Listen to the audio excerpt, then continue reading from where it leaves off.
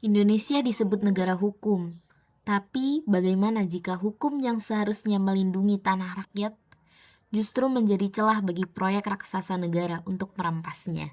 Selamat datang di Ironi Negara Hukum lewat kacamata sebuah film dokumenter yang sempat dibungkam.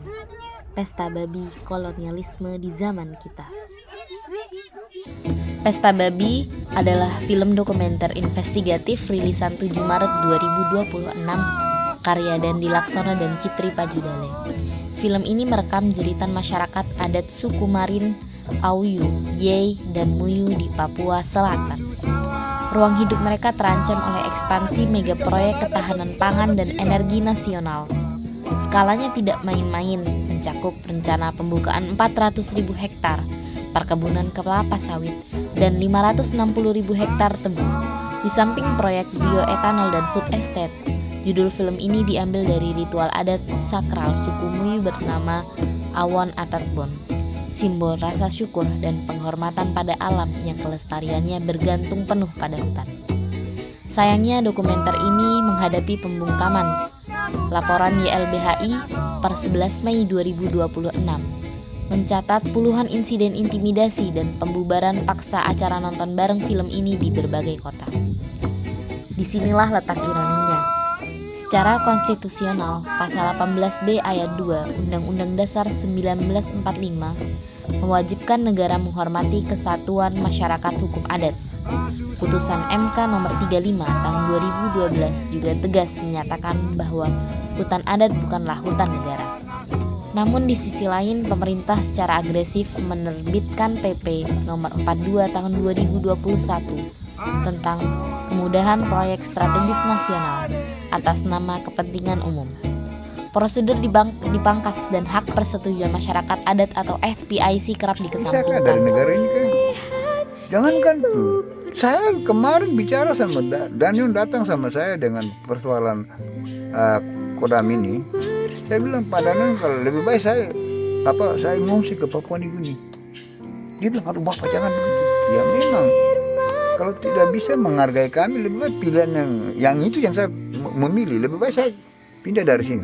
Saya mengungsi ke Papua Nugini di negara tetangga. Maka konsep Pak Agustus ini 17 Agustus saya tidak kasih naik bendera merah putih. Saya bendera ada nanti saya taruh di sini bendera saya.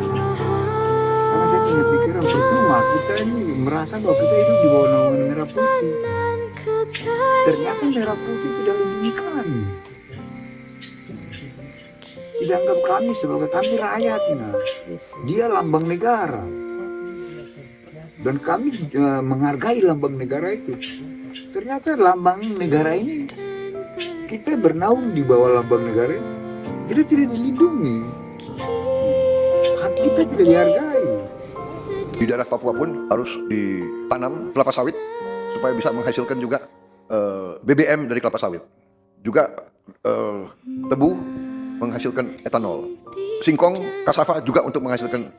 Untuk PSN adalah kejahatan. Pemerintah bagian dari kejahatan, aktor perusak dan pembunuh terhadap. Video ini mungkin dibuat hanya untuk tugas UAS Pendidikan Kewarganegaraan dari saya Zinda Alfataskia dengan NIM 12512600188 Prodi Hukum Ekonomi Syariah. Tetapi video ini tidak hanya sebatas itu. Video ini harus menjadi renungan kita bersama bahwa hukum yang harusnya melindungi kalah oleh regulasi yang membuskan investasi. Dampaknya luas, mulai dari deforestasi besar-besaran, hilangnya sumber pangan mandiri hingga rusaknya ekosistem alam. Mulai dari sini kita harus berbenah, semuanya berbenah. Terutama para pemerintah, para penegak kekuasaan. Terapkan prinsip FPIC secara jujur sebelum proyek berjalan.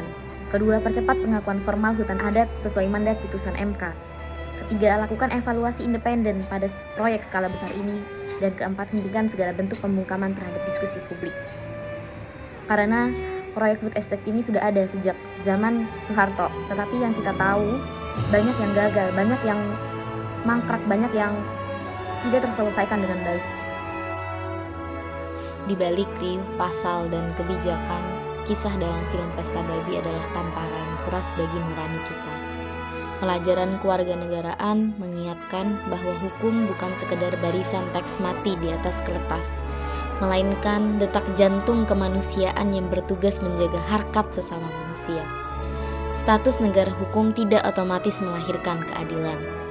Apa arti dari megahnya kemajuan jika ia harus berdiri di atas tanah yang diambil paksa dan suara pemilik sah yang dibungkam dalam sepi? Mencintai Indonesia yang sesungguhnya bukanlah dengan kepatuhan yang buta, melainkan dengan keberanian bersuara ketika melihat ketidakadilan menimpa saudara sebangsa kita sendiri. Sebab bagi masyarakat adat di Papua, hutan adalah rumah, jati diri, dan napas kehidupan mereka. Pembangunan sejati tidak boleh dibangun di atas air mata manusia.